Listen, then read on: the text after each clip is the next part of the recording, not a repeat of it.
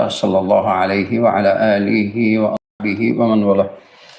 السلام علیکم و رحمت الله و برکاته. بینندگان عزیز گرامی، برنامه نوبتی مستقیمی از مرکز اسلامی پیشکش شما می شود و شما می توانید در این برنامه مستقیم اطراف همین موضوع یا اینکه موضوعی مهم و ضرور برای خود رو سوالهای خود رو پیشکش کنید.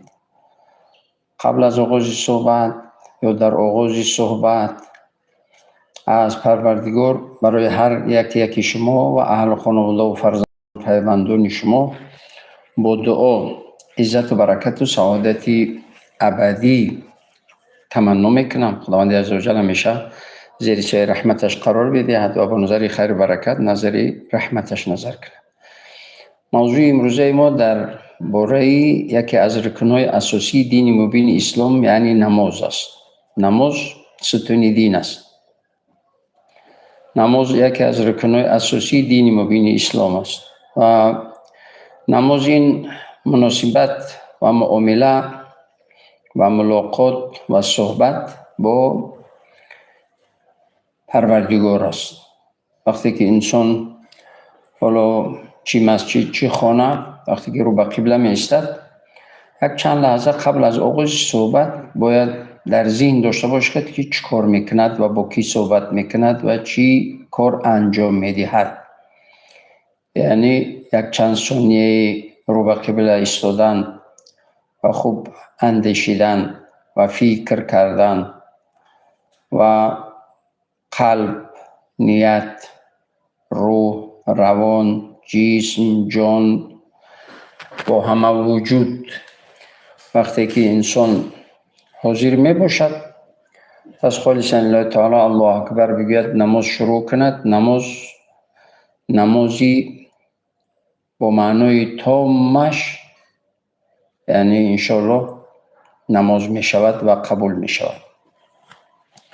چرا گفتم قبل از نماز یک چند لحظه یا ثانیه باید انسان فکر کند. فکر کند که من با کی صحبت میکنم. بعضی فکر میکنن که نماز یعنی چی هست. انسان هر چیزی که میخواهد یگان چیزی خود به خود میگوید و میبراید و میرود. چنین نیست.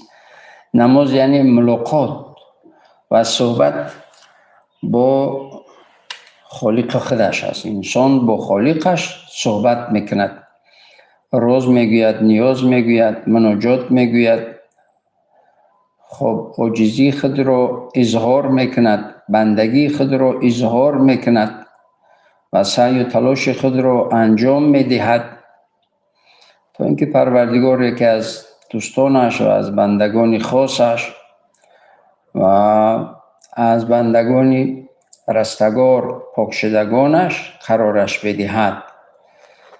و خاطری که نماز پاک کننده از گناه است. حالا پیامبر علیه السلام میگه که نماز از نماز تا نماز مکفرات الذنوب است. یعنی از نماز تا نماز پروردگار گناه بنده اش رو میامرزد. حالا وقتی که بنده هم رو به قبله بالای جای نماز بدن پاک، لباس پاک، قلب رو هم باید پاک کند، نیت رو نیک کند، قلبی صاف و پاک باید داشته باشد. هیچ غرض حسد، کینه، عداوت، دشمناگری در قلبش نباشد. خصلت‌های زشت در قلب نداشته باشد. اما قلب رو از خصلت‌های زشت و شیطانی پاک کند. چرا ما وقتی که نماز میخونیم سبحانك اللهم میگوییم بعد اعوذ بالله من الشیطان الرجیم بسم الله الرحمن الرحیم گفته شروع میکنیم سوره فاتحه رو میگوییم. و خاطری که شیطان هر چیزی که شیطان در ذهن و در قلب انسان میارد از عداوت و عجب و بدبینی و خودخواهی و کبر و غرور و ما اعوذ بالله میگیم تا اینکه شیطان و با همه اون وسوسه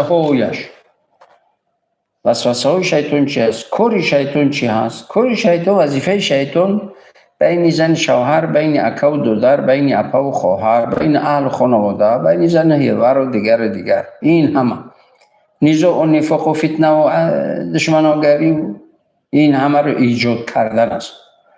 وقتی که اعوذ بالله من الشیطان الرجیم گفتیم شیطان با همه اون وسوسه هایش باید که شوند از ما دور باشند و ما از این وسوسه های شیطان و از همه اون اون فکر و اندیشه های و خصلت های زشت شیطانی پاک شویم، پاک باشیم. این است معنای نماز. یا این است معنای اعوذ بالله من الشیطان الرجیم. معنای اعوذ بالله من الشیطان الرجیم یک کلمه یا یک جمله یعنی عادی و ساده نیست، خیلی یک جمله پرمضمون مرکبی بزرگی پاک کننده هست. همین انسان چی قبل از نماز، چی در داخل نماز و قبل از فتحه و بیرون نماز، هر وقت غم، اندوه، مصیبت، وزنینی، دشواری، اعوذ بالله من الشیطان الرجیم، همه مشکلی ها و غم و اندوه رو، تمام غم و اندوهی که در ذهن مسلمان، در فکر مسلمان می آید، این همه یا فکرهای بدی که می آید، فکرهای ناامیدی که در ذهنی، در فکر انسان مسلمان می آید یا عموما انسان می آید، همه این وسوسه شیطان است که میخواد انسان را ناکام کند، انسان را ناامید کند. مسلمان باید ناامید نباشد، مسلمان باید دویم به امید باشد. چرا؟ به خاطری که شیطان ناامید است. انسان باید شیطان نباشد، همیشه از خصلت‌های زشت شیطانی باید پرهیز کند، دوری بجوید. در همین صورت بسا یعنی آرام و آسوده و قانع و یعنی خشنود و خوشحال راضی زندگی میکند و شیطان رو هم ناامید میکند. شیطان خیلی مهنت و زحمت میکشد، شیطان خستگی ندارد، شیطان خسته نمیشود از وسوسه هایش. مسلمان هم باید خسته نباشد از امیدش، از ذکرش، از طاعت عبادتش، از نیکی هایش. و شما خوب میدونید که تمام نیکی عبادت است، تمام نیکی عبادت است. تربیت فرزند، احترام پدر و مادر، اظهار محبت با همسر شوهر و دوستی و برادری با اکا و دادر، با اپا و خواهر، با عمه و خاله و تقا و نمیدونم همه پیوندان، صله رحم و معامله نیک با دوست، رفیق، نان و نمکخور. صادق بدن با همه، قبل از همه با پروردگار. حالا یکی از صداقت و نشانه صادق بدن مؤمن با پروردگارش این نماز است. همین عهدی که بین پروردگار و بین انسان و بنده هست، این نماز است. باید در این عهد و در این پیمان و در این عملی بزرگ باید استوار، مستحکم، پا برجا باید باشد. حالا خداوند عزوجل میگه چیز؟ خداوند عزوجل آشکار روشن میگه استعیذ بالله و اقیموا الصلاة و آتوا الزکاة وارکعوا مع الراکعین. شما نماز رو ادا کنید، زکات بدهید. اگر زکات حالا شرایط داشته باشید زکات بدهید، شرایط نداشته باشید زکات بگیرید و رکوع کنید با رکوع کنندگان. یعنی نماز بگذارید با جماعت. نماز با جماعت چی در مسجد، چی در خانه. خانه اهل خانواده، شوهر یا کی فرزند یا یکی از عضوای عائله، یک مردی از چیز از خانواده پیش می درآید. خب دیگر نفرها از عقیب اقتدا میکنن، زنها یک صف عقیب اقتدا میکنن. نماز با جماعت این برکت میارد، این الفت میارد، محبت رو در قلب مؤمن جای میکند. وقتی که با اهل خانواده و فرزندان، همسر و دختر و اپا و خواهر و همه در خانه وقتی نماز با جماعت ادا کردید، بعد نماز اون آیت الکرسی خواندید، تسبیح ها گفتید، دست جمعانه دعا کردید، در حق همدیگر خیرخواه بودید، این محبت رو زیاد میکند. محبت اهل خانواده رو زیاد میکند. محبت بین اپا و خواهر و اکا و دادر و فرزند و یعنی چی پدر و پسر و مادر و دختر و یا مادر و پسر و پدر و دختر، این همه محبت احترام رو زیاد میکند. برکت رو زیاد میکند. برای همین پروردگار تاکید میکند که شما یعنی با رکوع با نمازگزاران نماز رو بگذارید. این یک طرف مسئله. طرف دیگری مسئله ولی که در خانه هم که باشه نماز رو با جماعت خوندید 27 بار خوندید، یک بار با جماعت خوندید، هر دو برابر است. خوب نیست که در یک خوندن 27 اجر بگیرید، نیست که 27 بار خوندید اجر بگیرید. این بهتر نیست؟ علیکم السلام.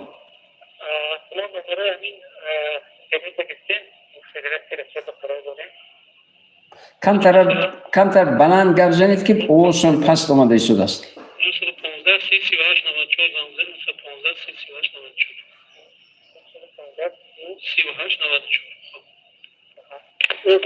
94 با اداره تماس دارد. خب یعنی اونی که یک نماز بهتر است یا 27 نماز بهتر است؟ این یک طرف مثلا. طرف دیگری مثلا وقتی که در یک صف ایستادی همه اهل خانواده و مردا در یک صف، زنها در یک صف نماز گذاشتید با هم، الفت، محبت، خیرخواهی، عزت، سعادت، برکت، یکدیگر فهمی و یکدیگر احترام کنی به وجود میآید. نماز این رو به وجود میارد، برکت رو به وجود میارد. خود که انسان بیهوده نمیگه که شما نماز رو با هم بگذارید. الو لبای سلام علیکم. علیکم السلام و رحمت الله. پیداملوز زیاد سوال بودن ممکنه؟ مرحبا. همه گفته که نماز چگونه انسان رو تربیت میکند. سلامت باشید. سلامت باشید. نماز چگونه مسلمان رو تربیت میکنه؟ نماز مسلمان رو چیست؟ اگر مسلمان نماز رو با تمام وجودش، یعنی با نیتش، قلبش، روحش، روانش، فکرش، وجود، با تمام وجود اگر نماز رو بگذارد، هیچ ممکن نیست که گناه کند، هیچ ممکن نیست دروغ بگوید، هیچ ممکن نیست دزدی غارت کند، هیچ ممکن نیست غیبت کند، هیچ ممکن نیست یعنی چیز سخنچینی کند، هیچ ممکن نیست پدر مادر رو آزار بدهد. چرا خداوند عزوجل میگه استعیذ بالله ان الصلاه تنهى عن الفحشاء والمنكر ولذكر الله اکبر والله یعلم ما تصنعون. و تحقیق نمازگزار مسلمان رو از بدی ها، از گناه و معصیت ها دور نگه می‌دارد، از فسق، فجور، حرام، حرج. چرا این نماز انسان رو از این همه دور نگه می‌دارد؟ ولا ذکر الله اکبر. چرا که پروردگار بس و بزرگ است. پروردگار که بزرگ است، ذکر پروردگار هم بزرگ است. شما ذکر پروردگار را که کردید، این ذکر پروردگار، این نماز شما را از ضرر، از خطر، از ناامیدی، در ذهنم آمد بعضی جوانایی که چه پسر چه دختر، بعضی از جوانان خودکشی میکنن، خدا نشان ندهد، نعوذ بالله نعوذ بالله. اگر نماز رو با مضمون پرش بخونن هیچ وقت ناامید نمیشن و خودکشی نمیکنن. خودکشی چی؟ خودکشی ناامیدی. ناامیدی چی؟ ناامیدی کفر. ناامید از رحمت الهی بدن. چرا ناامید شوم؟ حالا میبینم که هر انسان، هر مسلمانی که بالایش وزنینی آمد، بعد اون وزنینی حتمی آسودگی هست. برای اندک وزنینی چرا خودکشی کنم و خود رو محروم از رحمت الهی کنم؟ مثل شیطان. شیطان ناامید از رحمت الهی است. مؤمن انسان باید که هیچ وقت ناامید نباشد، باید دائم به امید رحمت الهی باشد. مسلمان باید دائم در فکرش باشد که فردایم از امروزم بهتر است. فردایم از امروزم بهتر است و باید هم بهتر باشد. وقتی که امید یعنی به پروردگار امید کند، پروردگار فردایش رو از امروزش بهتر میکند. علیکم السلام. حالا سوال داشتیم. تمام. مرحبا. بعضی بسیار اشخاص میشناسیم که نماز میخونن، عبادت میکنن، لیکن نمو کارهای فحش کارهای بعد با انجام میدن از جان همه چیکار نمو چیکار نمو در کار فحش و انسان باز میدارد. سلامت باشید.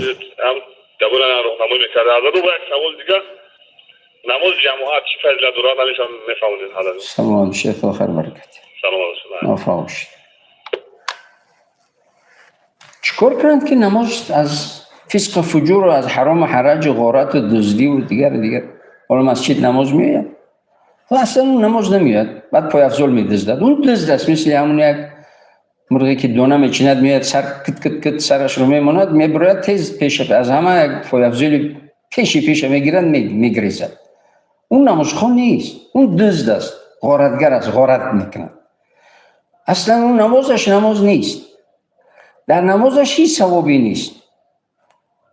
برای همین برای چی؟ برای بخاطر چی نمازش اجر ندارد، قبول نیست؟ بخاطری که اصلا اون اجر نمیخواهد، ثواب نمیخواهد، نماز نمیخواهد، فقط یک حرکتی که با نمازگزاران میکند و اون از پی فکر و اندیشه منفیتی خودش است.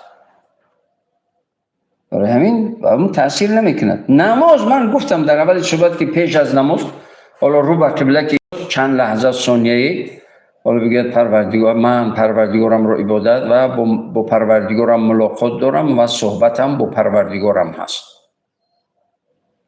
و حتمی همه فکرش در نماز می رود. لیکن دوام ندادن این فکر، قطع کردن این فکر و فکر در سوره و در چیز مضمون و در معنا و محتوای نماز و سوره و دعایی که هست در اون. پس وقتی که نماز رو با تمام وجودش میخواند این نماز تصاحبش رو تأثیر میکند. این رو میگه نماز کامل. سلام علیکم و رحمت الله. علیکم السلام و رحمت الله و برکاته. حضرت خوب هستین؟ الحمدلله. سلام باشید. استاد سوال بعد اگر اجازه باشه. مرحبا. استاد یعنی که خیالو هر طرف میرود در نماز، این در نماز خلل میرسونه یا نشانه سست بودن ایمان است؟ ای کدام جهت باشه برای یک بفهمونده. سلامت باشید. خدا خیر برکت.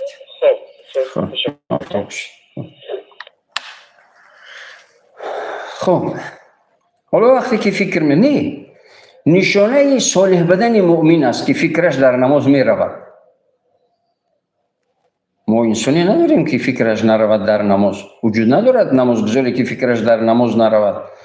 بیشتری که فعلا قید کردم باید که فکر را قطع کرد. قصه را تا آخر نبود، قصه را تا آخر نبود، در حال باید قطع کند. و چیز است در حدیث صحیح متفق علیه میگوید که الاحسان ان تعبد الله كأنك تراه فإن لم تكن تراه فإنه يراك. عبادتت رو، نمازت رو چنان انجام بده که پروردگارت رو نظر داری، نگاه داری، خوانده ایستاده‌ای. حالا انسان در این دنیا قدرت دیدن پروردگار رو ندارد. چرا قدرت دیدن پروردگار رو نداره؟ بخاطر این دنیا امتحان است. اگر پروردگار رو ببینی چی امتحانی این دنیا میموند؟ هیچ امتحانیش نمیموند. حتی ملائکه رو دیگر هیچ امتحانی این دنیا نمیموند. حتی شیطان رو اگر ببینی نمیموند. بر همه خلد این امتحان. برای همین این پرده ها هست. انسان حالا مرده رو نمیشنود زنده، لیکن زنده مرده رو میشنود. مرده زنده رو میشنود لیکن زنده مرده رو نمیشنود. چرا؟ بخاطر اون از امتحان گذشتگی هست. اون از امتحانش گذشته است، زنده رو میشنود و این زنده در امتحان است، مرده رو نمیشنود. علیکم سلام. استاد عزیز سوال داشتم. مرحبا. همین رزق حلال و حرام، رزق حرام یا حلال باشد در قبول شدن نماز تاثیر میرسونه استاد یا نه؟ سلامت باشید. خدا خیر. دیگه سوال نیست؟ نه ندارم. خدا خیر برکت.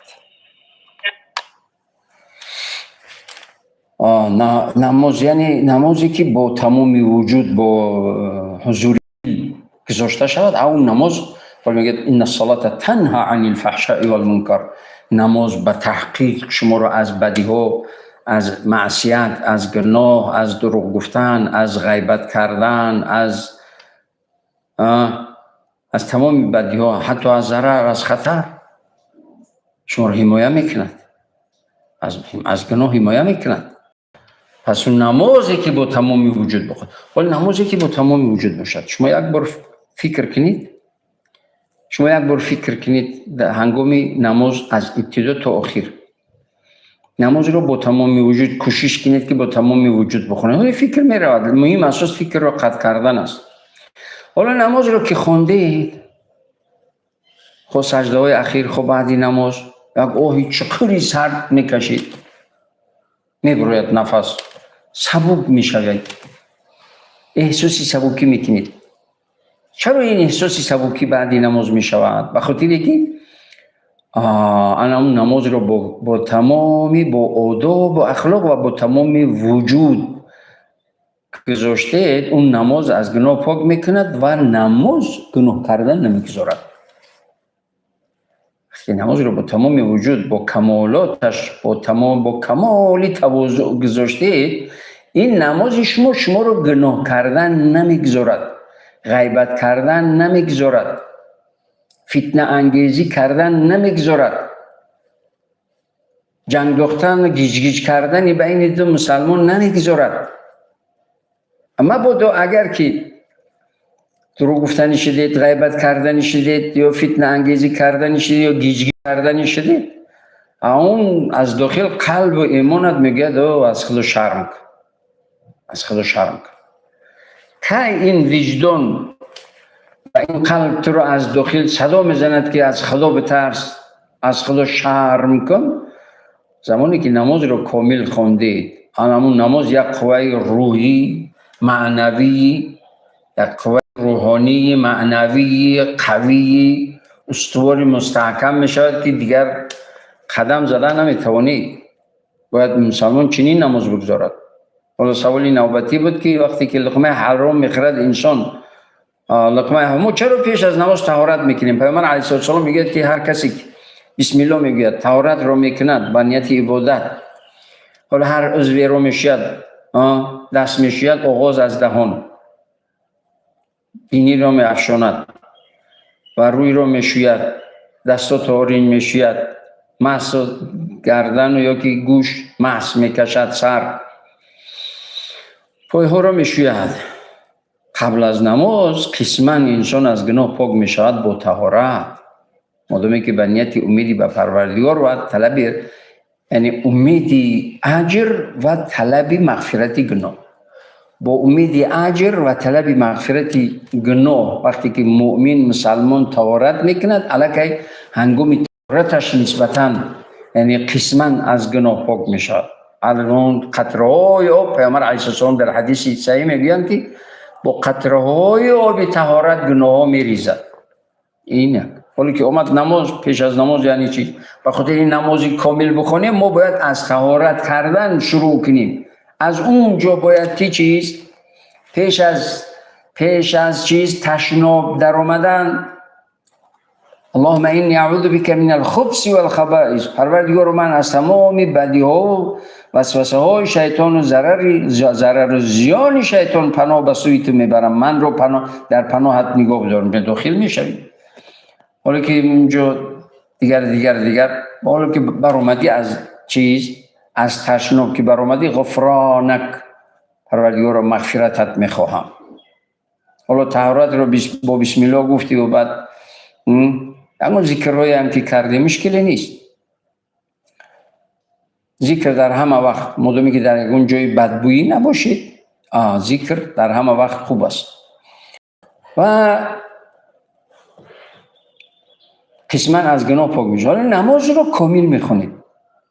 حالا همین طهارت نماز هم به خود هیچ کس ملائکه نیست، هیچ کس ملائکه نیست. معصوم و بیگناه پیامبران بدن که همه گذاشتن، دیگر هیچ معصوم وجود ندارد، بیگناه وجود ندارد، همه گناه دارد. لیکن مهم اساس پیامبر اساسان چی میگن؟ کل بنی آدم خطاء و خیر الخطائین التوابون. فرزند انسان همه خطا میکنند، همه گناه میکنند، لیکن بهترینی فرزند انسان، بهترینی مسلمان کیا هستند؟ التوابون، توبه کنندگان. نماز توبه است و بعد این نماز باز توبه است، استغفار است. همه این به خاطر است که انسان از گناه پاک شود.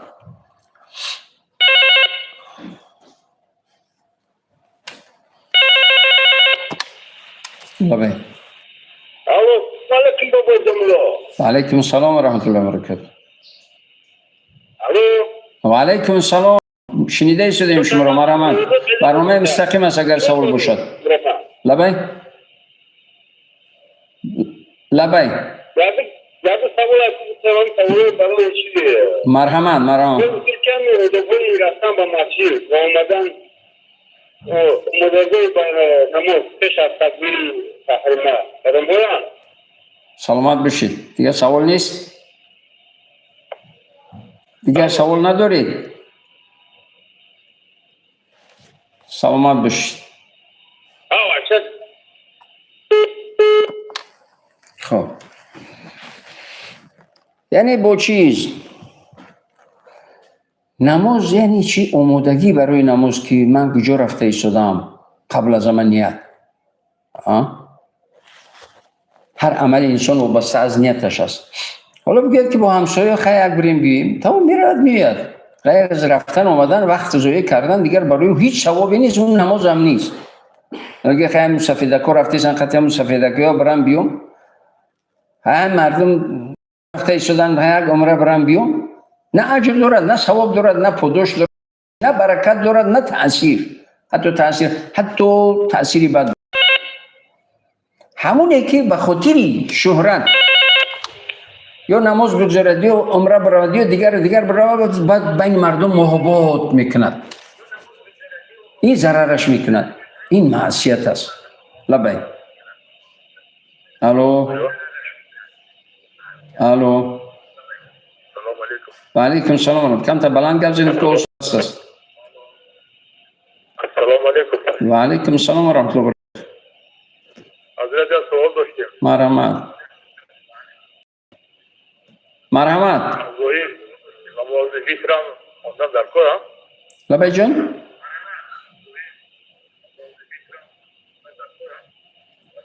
واضح‌تر بلندتر گپ زنید، آوازتون نمیآید. نماز ویتر قضایش. نماز عید. نماز ویتر قضایش حتمی است. سلامت بشه. دیگر سوال نیست؟ ویتر. نماز ویتر در نظر دارید. خب تمام، من عید شنیدم. یعنی نماز ویتر قضایی دارد یا ندارد؟ همیه سوال کن. سلامت بشید. نماز ویتر واجب است. حالا سنت قضایی ندارد، لیکن ویتر باید قضایش رو بخوند، چرا که با ترک واجب انسان عاصی می شود. با ترک سنت اگر انسان از ثواب بزرگ محروم شود، با ترک واجب چیز عاصی می شود. برای همین ویتر رو باید قضا بدارد. حالا گفتم که چیز پیش از نماز یعنی باید انسان آماده باشد. حالا برادر گفت که باید پیشم چیکار کنم که حالا دیگر یک نمازی پره بخونم. و قبل از طهارت که من حالا طهارت میکنم ان شاء الله، با این طهارتم امید از رحمت الهی، یعنی این طهارت من رو از گناه پاک میکند. این یک. حالا من این طهارت رو میکنم، پاک میشوم، بدنم رو پاک میکنم، لباسم پاک، بدنم پاک، نیتم نیک، قلبم صاف و پاک. و به خاطر چی؟ به خاطر که با پروردگارم ملاقات دارم، صحبت دارم. این دو. حالا طهارت رو کامل بجا میارد. وقتی که نماز رفته ایستاده است، هنگامی رفتن نماز ذکرها، استغفار، تسبیح، تهلیل، سبحان الله، الحمدلله، الله اکبر، استغفر الله، سبحان الله و بحمد، سبحان الله العظیم، یا ربی لك الحمد کما ينبغي لجلال وجهك و عظیم سلطانك. یعنی عظمت و بزرگی پروردگار رو خایل شدن و گفتن به زبان راندن.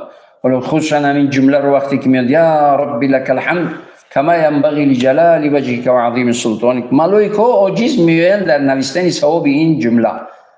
پروردگار میگن چیزی گفت، جمله گفت که ما نمیدونیم که اجرش چقدر است. میگه بگذارید من میدم اجر این جمله رو، اجر این ذکرش رو من میدم. میگه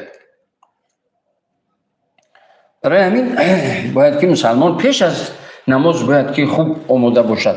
پس نماز رو که شروع کرد، اون نمازی با کمال تواضع اون نماز میگذارد و اون نماز تاثیرش میکند. لقمه حرام به همه چیز تاثیر میکند. برادری گفت که لقمه حرام یعنی به نماز تاثیر دارد. ها، تاثیری بد دارد. حتی به فرزند تاثیری بد دارد. حتی به عمر تاثیری بد دارد. خدا نشان ندهد حتی در پیری انسان رو خور میکند لقمه حرام. باید مسلمان از لقمه حرام پرهیز کند. چه رشوه باشد، چه غارت باشد، چه دزدی باشد، چه ظلم و ستم باشد، چه پرستندخوری و رباخوری باشد، از این همه باید که انسان حذر کند. مسلمان باید از پرهیز کند.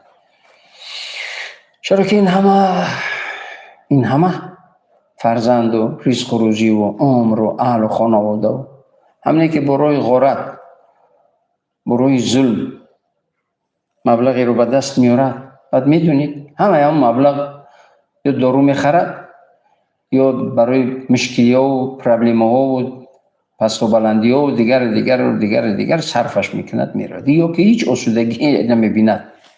خدا نشان ندهد. از همون یا که چیز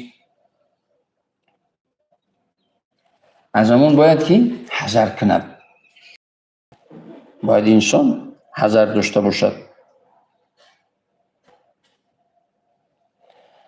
حالا سوال آمده است میگه که نفری که در خواب ماند باید چیکار کند؟ یا فراموش کرد، با کاری مشغول ماند، نماز رو فراموش کرد، بعد به یادش زد که نمازم نخوندم. حتمی کاری اولی که میکند باید که نمازش رو بخواند. نماز قضا دارد. بعضی میگن که خب دیگه گناه است، قضا شد، تمام گناه است، دیگه شرط نیست رو ادا کنی، برقرار نمیشه. و از برای خدا و بهوده علما و دانشمندان نگفتن که آخر هر گناه استغفار دارد و قضای نمازی گذشته فرض یا واجب استغفار عملی هست. صادق بدن مسلمان خود را صادق بدنش را نزد پروردگارش اثبات کردن است. اثبات میکند که پروردگارو من کوتاهی کردم، عاجزی کردم، فراموش کردم، در خواب ماندم، عاجزم، از روی عجز و عاجزی هم نماز ترک کردم. حالا که توان دارم من این نماز رو قضایش رو میدارم، پروردگار رو اون گناهی رو که کردم عقاب و عذابم مکن. این رو میگن استغفار عملی. برای همین دانشمندان اسلام قضای نماز رو میگن. بعضی از گروه هستن که نمیگن، اونا اصل و حکمتی مسئله رو درک نکردن، یا قبیح هم شود درک و فهم و علمی ندارن که به اون عمق مسئله درک بروند ندارن. برای همین میگوین هر چیز گپ سخن در نوک زبانشان هست. اینجا علمی کافی نیست.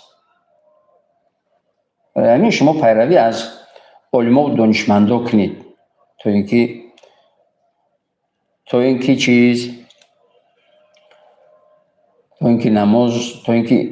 کامیابی دنیا و آخرت رو به دست بیارید.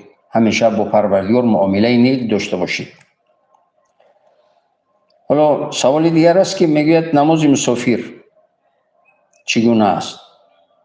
نماز مسافر وقتی که انسانی که سفر دارد، بسیار سوال میکنن با من در سفرها، در حتی مسجد، هر کجا میگن که حالا مسافر وقتی که 120 کیلومتر نیت کرد، بعد 120 کیلومتر رفتن باید نماز را قصر بخواند، یا که بعدی از محل برآمدن، از همین در حالا اگر دوشنبه باشد از دروازه دوشنبه برآمد، وقتی پیشین شد اگر نیم کیلومتر 200-300 متر هم که رفت نمازش رو قصر میخواند. پیشین عصر خفتن این نمازهای 4 رکعتی رو 2 رکعت میخواند. اگر 100 متر و 500 متر 1 کیلومتر هم که رفت بیرون شد از دروازه شهر بیرون شد، نماز هم اختیار دارد، روزه رو اختیار دارد که میگیرد یا نمیگیرد، هم نماز رو قصر میخواند. اینو خوب در ذهن بگیرید. حالا تا میرود از سفر برمیگردد، اگر سفری 10 روزه باشد، 12 روزه باشد، 13 روزه باشد، میرود قصر میخواند طولی همین قدر، چی در راه چی در اون منزل موقتیش. قصر میخوند برمیگردد میاد. از دروازه دوشنبه داخل شد، حالا فرض کرده هر محلی که باشد، محیط محل که داخل شد تمام اون مسافریش بر هم میخورد. حالا به خانه هم که نرسیده باشد محل داخل شد، حالا دهه باشد فرض کردیم محیط دهه داخل شد که حالا مسجد یا که جایی که حالا به رفتنش به خونهش نیم کیلومتر هم باشد یا که چند صد متر هم باشد نماز گذارید، اینجا پره میخواند. تمام محیط دهه یا محیط شهر که داخل شد تمام اون مسافریش بر هم میخورد، پره میخواند. لیکن از دروازه برآمد تا دروازه در آمدن نماز رو قصر میخواند. خب و یک چیز دیگر که بسیار در مسجدهایی که در راه هستند، نزدیکی راه هستند، بعضی که خب دیگه سواد ندارن، مجبور هستن، یک گروه هست میاد یک تاش مجبور است که نماز بگذارد، تجربه ندارد یا که سوادی کافی ندارد، لیکن مجبور است که خب دیگر پیش بدورد نماز رو جماعت بخواند. برای هر امام مسافر لازم و ضروری است که پیش از نیت کردنش قوم رو بگوید که برادران من مسافر هستم، یا اینکه نماز رو سلام داد حتمی بگوید که من مسافر هستم، نمازهایتون رو تمام کنید، پر کنید. این یکی از واجبات این نماز مسافر، امام مسافر است. امام مسافر بعد هر نمازش باید اگر میتواند پیش از نماز، ولی که پیش از نماز نگفت، بعد از نماز سلام دو طرف داد، پیش از استغفار گفتنش باید بگید که نمازگزارای محترم من مسافر هستم، نمازهایتون رو پر کنید. یا اینکه خوب است که پیش از نماز مسافر است، گاه در بعضی جا میرویم ما مسافر نماز پیش میدرویم، پیش از نماز میگیم نمازگزاران محترم وقتی که من دو طرف یعنی من سلام دادم شما سلام نداده نیت نکرده، خیسته 2 رکعت دیگر نمازتون رو بخونید. اگر نمازی پیشین باشد، عصر باشد، خفتن باشد، خوب است که اون پیشکی نقشهش رو میگیرد، در ذهنش هست که امام مسافر است، بعد سلام دادن امام باید که من نمازم رو کامل کنم. یا اینکه اگر فرصت نشد یا که بعد باز چند نفری میاد در این جماعت داخل میشود که نمیدوند که امام مقیم است یا مسافر است، امام مسافر حتمی باید بعد سلام دادنش بگوید که نمازگزاران محترم، یا اینکه من مسافرم نمازتون رو بود کنید، پر کنید، حتمی است. باید که امام مسافر بگوید. متاسفانه بعضی امامان نمیگویند، بعد دیگه آمده اقتدا کردگی و دیر آمده اقتدا کردگی و یعنی پریشان میشن که امام مسافر بود یا مقیم بود، چرا که متابعتی امام برای چیز برای قوم فرض است که باید که اگر امام مقیم بود حالا باید 4 رکعت بخواند مسافرم، اگر مقیم اومد از عقب امام مسافر نیت کرد باید بخیزد 2 رکعت دیگر نمازش رو پر کند. اگر مسافر بود اومد از عقب امام مسافر نماز اقتدا کرد قصر بخونه، تمام خود ارجع. در همین بسیار خواهش میکنم همه اونایی که امام میشوند در سفرها یا خصوصا در همون جایی که مسجدهایی که نزدیک بر راه هستند و بسیار این حالت میشود که مردم رو پریشان میکنند، باید آگاه باشند و مردم رو نمازگزار رو آگاه کنند که من مسافر هستم، نمازتون رو بود کنید یا تمام کنید یا کامل کنید یا پر کنید. با کلام جمله که میگیم محسوس مردم بفهمند. خب خشوع در نماز چیست؟ من گفتم که خشوع در نماز یعنی چی؟ حضور دل. دویم انسان فکر کند که من با پروردگارم رو عبادت کرده ایستادم و با پروردگارم نظر دارم، ولی انسان نمیبیند، لیکن پروردگار تو رو میبیند. میگه الاحسان ان تعبد الله كأنك تراه فإن لم تكن تراه فإنه يراك. اگر تو نمیبینی میبیند. بعد انسان نمازگزار دائم در ذهن و فکر و اندیشهش باشد که من نماز عبادت با پروردگارم ملاقات دارم، با وجود این که من پروردگارم دیده نمیتوانم، پروردگارم من رو دیده ایستاده است. با این میبخشید عذر. با این نیت باید که چیکار کند؟ با این نیت باید نماز بگذارد. و بعضی از دانشمندان اسلام میگن که هنگام نماز میگویم که چیز فکر دایم در فکرم از یا پیش از نماز که از پیشم پروردگارم است، از پشت شیطان وسوسه میکند، از طرف راستم جنت است و از طرف چپم چی هست؟ جهنم است. این توازن و خشوعی در نماز میگن. این دایم در نماز رو با تمام وجود گذاشتن. باز تکرارم شود تاکید میکنم که فکری همه میرود در نماز، فکری همه میرود. قطع کردن اون فکر در حال قطع کردن فکر است، همون نشانه چیز نماز است. اونجا میگه که وقتی که نماز انسان در یعنی فکر انسان در نماز برود، فکر مسلمان در نماز برود، این نشانه آسیگیش نه، حتی نشانه صالح بدنش است که دویم فکر کند که در حال جنبست کند و فکر کند که پروردگارم نظر دارد. حالا چرا ما گفتیم که پروردگار رو دیدن نمیتونیم و چرا حالا در روایت است که 30 یا 70 یا حتی روایت 100 نفر یک مرد این دنیا در جنت قوی 100 مردی، یعنی مردی جنتی رو قوی 100 مرد این دنیا داده می شود و خاطر که انا دیدار پروردگار رو طاقت کند، توانی دیدن پروردگار کند.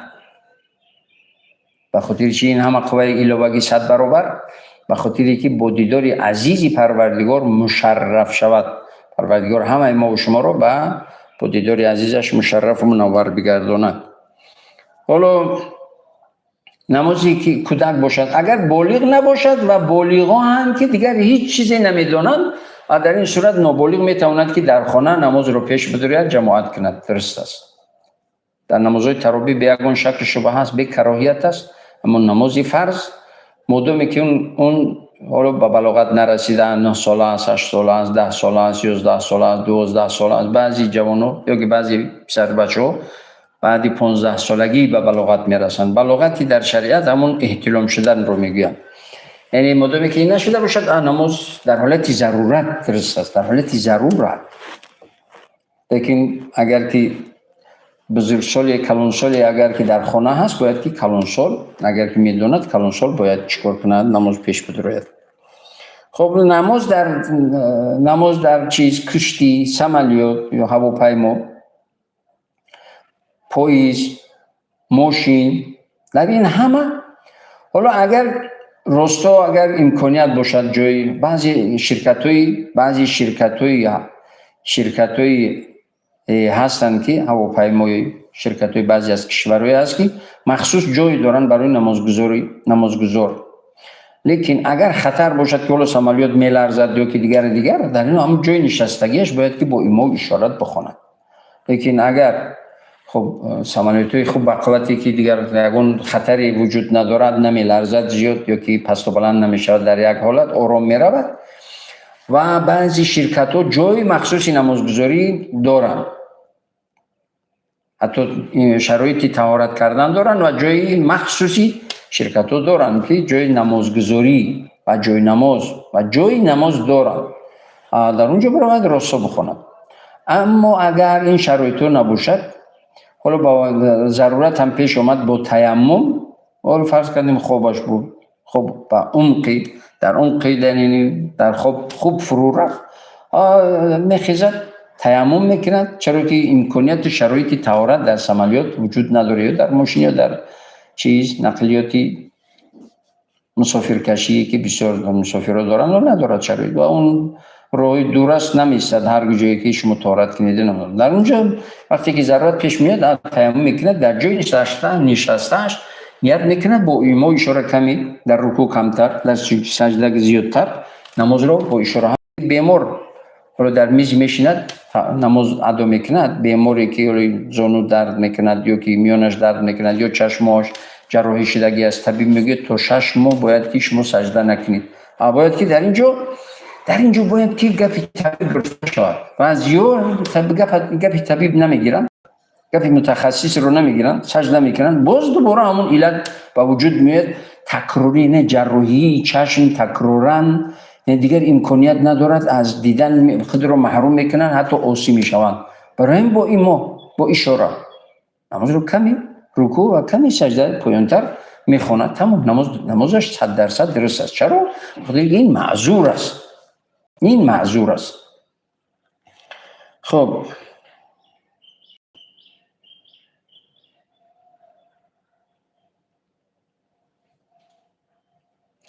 جا فرقیتی دقیق در بین فرض، واجب و سنت در داخل نماز چیست و ترک کردن در کدام چی نتیجه دارد؟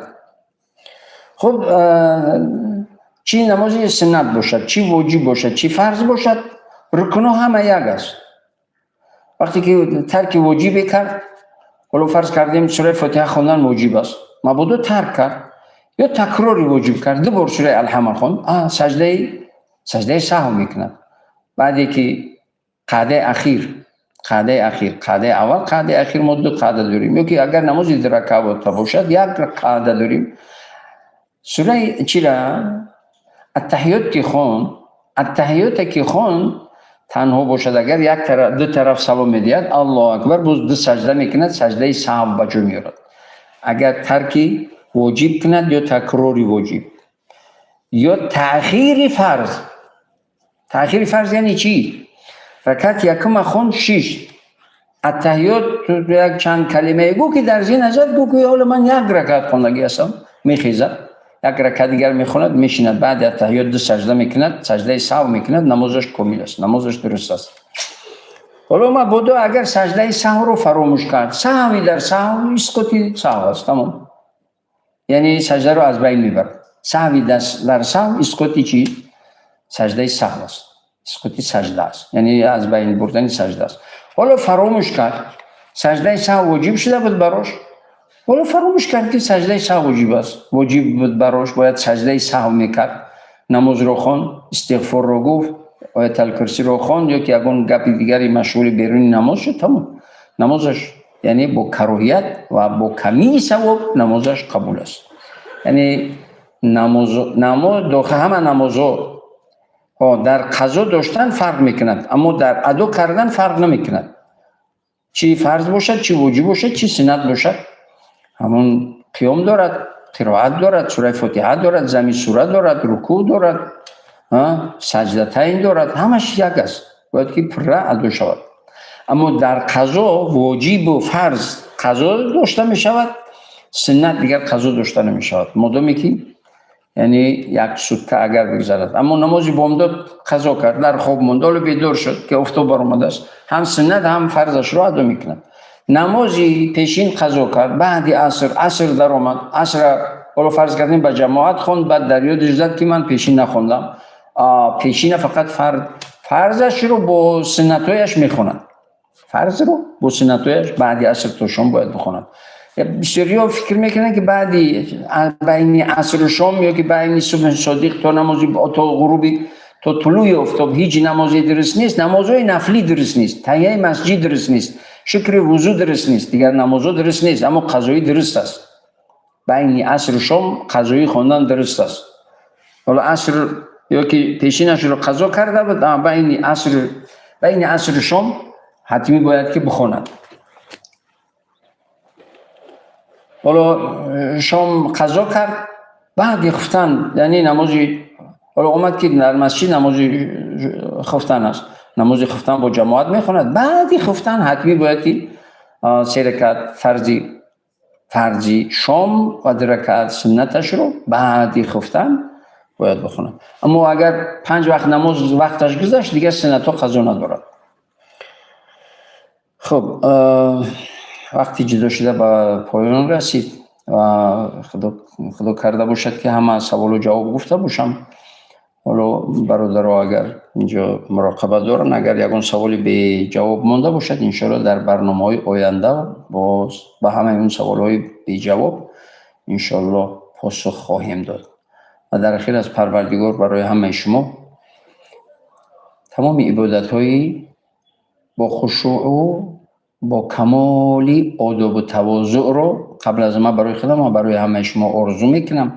عبادت‌های با برکت آرزو میکنم، زندگی با برکت آرزو میکنم و زندگی با برکت در صورتی به وجود می آید که مؤمن معامله اش رو با پروردگارش استوار مستحکم کند. در نتیجه پروردگار در قلبش آرامی، قناعتمندی، خاطر جمعی، سعادتمندی رو جای میکند. سعادتمندی و کامیابی این عاملای بیرونی نیست، همینجا است. همینجا خوش باشد، قانع باشد، راضی باشد، خوشنود باشد، شکرگزار باشد، حمدگو باشد و الحمدلله بگوید. تمام مثل اینکه سعادتمندترین انسان و قانعمندترین انسان زندگی میکند. و خداوند عزوجل عزت سعادتی دائمی نصیب روزیتون بگرداند. موفق و کامیاب و سربلند باشید و گروهی از شهروندان ما در سفر مبارک هستند و گروهی از شهروندان عزیزی ما رتی مهنتی هستند. از خداوند عزوجل برای همه اونایی که در حج هستند، حجشون رو سبب مغفرت گناه، عزت، برکت، سعادت خودشون و اهل خانواده و فرزندان و پیوندانشون بگرداند و سالم و پاک از گناه با عزت و با برکت به نزد پیوندان بر بگرداند. و اون برادرانی که در مهاجرت مهنتی هستند و مهنت زحمت میکشند، قبل از همه از پروردگار برایشان توفیق را طلب میکنم که پروردگار توفیق را رفیقشان بگرداند که بسیاری از جوانای ما که در مهاجرت مهنتی بدگی ما بی توفیقی به بسیار آفت‌ها مبتلا و گرفتار میشوند و بیماری‌های خطرناک از آن فسق و فجور و حرام و حرج.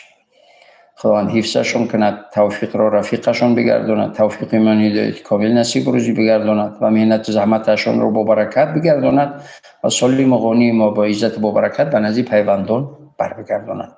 تو برنامه‌های دیگر در حفظ حمایه و پناه پروردگار باشید. پروردگار همیشه زیر سایه رحمتش قرار بدهد. موفق و کامیاب باشید.